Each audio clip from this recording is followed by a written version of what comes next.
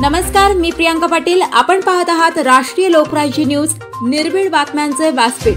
आज आपण दिवसभरामध्ये घडणाऱ्या घडामोडींवर नजर टाकूया. भारतीय लष्करातही महिला असुरक्षित. पतीला ठार मारण्याची धमकी देत 34 वर्षीय महिलेवर अत्याचार. हवालदार आणि सुभेदाराविरुद्ध गुन्हा दाखल. देशात महिला खरोखरच सुरक्षित नाहीत याचा प्रत्यय वेळोवेळी आलेल्या असतानाच भारताच्या लष्करी विभागातल्या हवालदार आणि सुभेदार या पदावर नोकरी करत असलेल्या दोघा वासनांध नराधमांनी एका 34 वर्षीय महिलेवर अत्याचार केल्याची बाब उघडकीस आली आहे.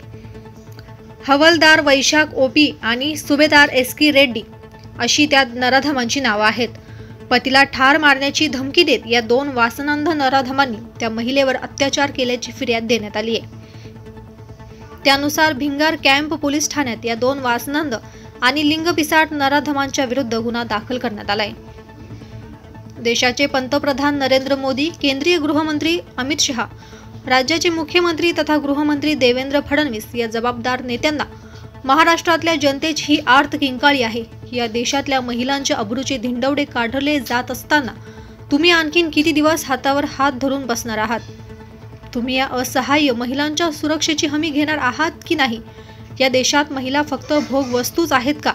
लष्करी विभागात नोकरी करणारे जबाबदार लोकच जर महिलांच्या अब्रूचे लचके तोडायला लागले तर सामान्य जनतेने कोणाकडे पाहायचं? या देशातल्या असहाय्य महिलांनी कोणाच्या भरोश्यावर राहायचं? तर मग कडक कायदे करा ना. देशात गल्लीपासून दिल्लीपर्यंत भाजप आणि मित्र पक्षाच्या लोकांचीच सत्ता आहे. सध्या विरोधक नामोहरम झाले आहेत. अशा परिस्थितीत चांगले निर्णय घेण्यासाठी भाजप आणि मित्र पक्षाच्या सत्ताधारी लोकांना पोषक वातावरण आणि मोठी संधी आहे. या संधीचा सदुपयोग करत सत्ताधारी भाजप आणि मित्र पक्षाच्या लोकांनी महिलांवरचे वाढते अत्याचार कमी करण्यासाठी कठोर कायदे करावेत अशी मागणी देशभरातल्या जनतेमधून केली जात आहे. गुन्हा सिद्ध झाल्यास लिंगपिसाट आरोपींची धिंडही काढण्यात यावी. महिलांवर अत्याचार करण्याची कोणाची हिंमत होऊ नये यासाठी कठोर कायदे करण्याची आणि त्या कायद्यांची निपक्षपातीपणे अंमलबजावणी करण्याची आवश्यकता आहे.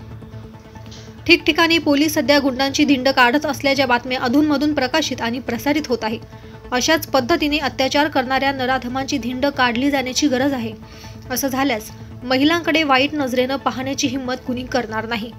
यासाठी केंद्र आणि राज्य सरकारने गुन्हा सिद्ध झालेल्या लिंगपिसाट नराधमाची धिंड काढण्याची परवानगी पोलिसांना द्यावी अशी अपेक्षा देखील या निमित्तानं केली जात आहे. नेवासा तालुका प्रतिनिधी रोहित गवळी. ताज्या बातम्यांसाठी आणि अपडेट्ससाठी राष्ट्रीय लोकराज्य न्यूज चॅनलला सबस्क्राईब करा. तसेच लाईक आणि शेअरही करा.